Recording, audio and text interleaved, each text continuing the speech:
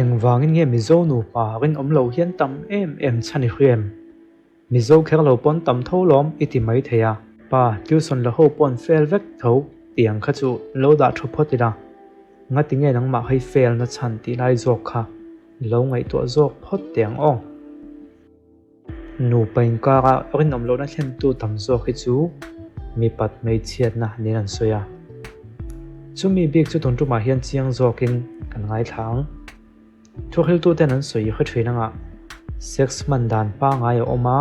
anormal oma au chuwa ko oma ti te ton tu ma hi chuan pathian thu be chan takin thil kan soi don lo ti khalo khot la pathian kha ngai lo le khang ho te tan puwa pom thei tur le an tang kai pui thei tur ang zong soi ha kan tu mani pakhat na chuan mi khing te hian melin ang lo mi zien ang lo kan nei vek angin sex man du dan chin po ain ang lo ti kha kan po mangai ni mel du zong kan neya mi za du zong te kan neya chu tiang chia chuan sex man du dan po du zong kan nei khang vek ti hi i khiat phodangai kan mel du mi lo le kan mi za du mi lo chu hanin kop ngel ponila kan mel du zong le kan mi za du zong kan ton huna khalam pangkha kan pan le nge thrin chu tiang chia chuan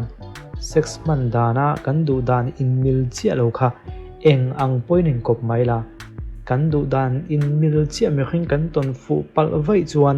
yarin om lo kha ol sam big mai ni ngai tha zerang o heti hang kan soi nge in nei ma chuan sex chung chang soi don hi chu za thak kan ti deuh tlang puya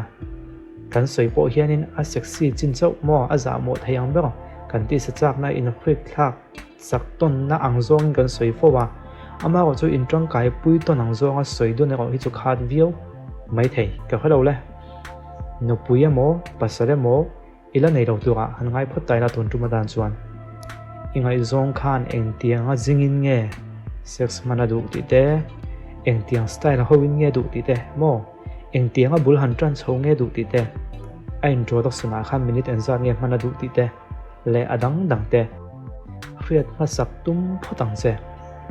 chumi to chuan soidun tamangai a soi khe nei point i soi tio thiamangai ni mai ka soi to kha mi khing hian du dan kan nei ve va kan yo mi thiam te chuan kan ko puiten sex lama an du dan le an be seilo khiat lok sa thlap hi nu panun limom le hlo tling zok nei theina na thil poimo tak ani anti chung te chu chiang sa lom iti mai thei ma se chiang sa ni si hi mitam tak chuan an ko puite din mun khelawa man pui ve pop pop hi kan tam vio loi si neo mei che thlen khat tong ka khidang che thlen khat chuan kan pai chu fel ma se zana hina mutui thei lu tuka anti adang le chuan kan pai chu fel lu tuk ma se zana hin mut na chang hi khelawa ha thlak lam hlekani ati ve thunga adang le chuan kan pai chu fel kan a fel ma ni ati pakhat le chuan kan pai chu fel lu tuk a se zan lama hina mi ze hi thlak chiang lu tuka nu pa ma ni la du to ka han se ta aduang thlapa kan han om hi chuan min khoi chevek ni hian kain khia ati le tlat ka soyom je jok chu mei chia tho po anin anglo thei le tuk tuna ka soidan dan ho kha an nu pa in ka kha lim taka om rain thei iringem kha kha chu I thu na mai ki chuan ka ng chia lo anin thanang chu ka ti chia chuang lo wa ma ko chu lim na kha mo chu wang chuan tuna kan soi bi ka chuan I ko pui khan eng tiang chinin nge sex manadu ti kha khiat chian sakbal photla mi pathen khat phei chu anin soi ai hian an net phone neo chung te thleng chuan khiat sakangai nam pui ho chuan chu chang choin in nei ma lo mudun phot te hi an support ti riau to mi zuwa po chu tiang zong ngai dan nei pha chu nom ve ta fo mai chu wang chuan in zir tir nei film khurangai lu to ka ni lo zong hin thilakal theya ma se Christian kan ni chuan pathian in ala phal lo ti hi kan pom photangai chu wangin nang mi pa po kha poimo ba chuan in soi bon vak zel su I pe chung chu ka pe I do pe chung chu ka tlinang ti pang kha atu lo voi khata han bo hoka I zoi nga lo he roya in rin lo lai le i khiat lo lai ni lo mu hil doi zela ni ti te kha impom vela ini na dik tak kha khiat tum ma support la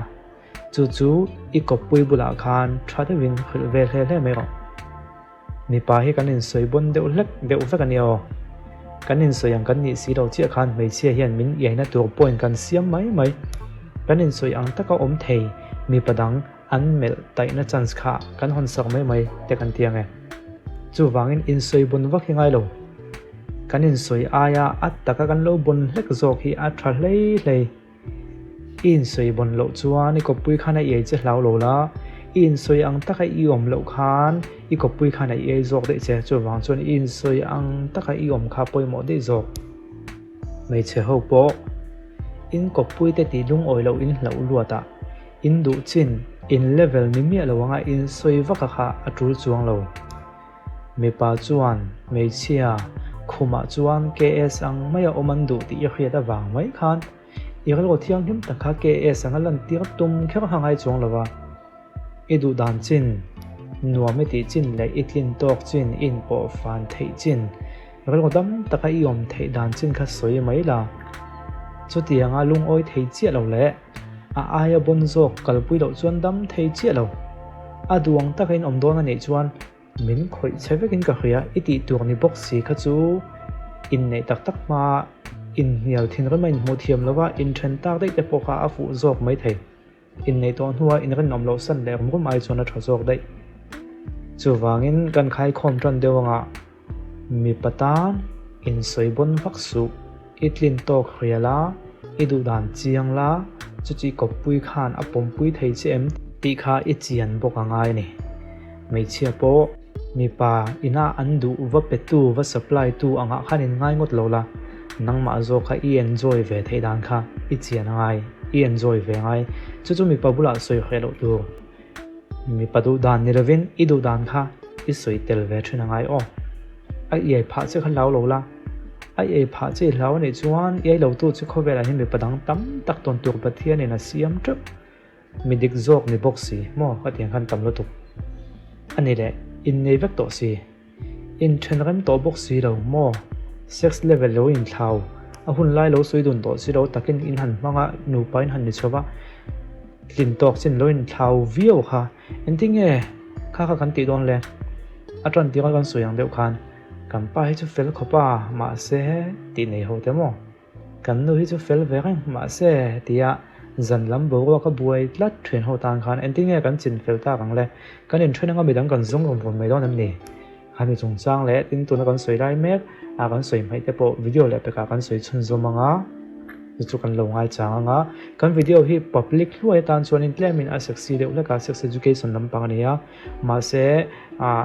mitam takin khria se kan du wangin le a kha chun chunen an tang kai pui kan be sei wangin channel member tan chu ven thein kan siam ta chu kan lo kha thiamanga channel member big chu kan beng lo war chho le tu ngai phat meng o a thiu kai ta la kan bon hi ngai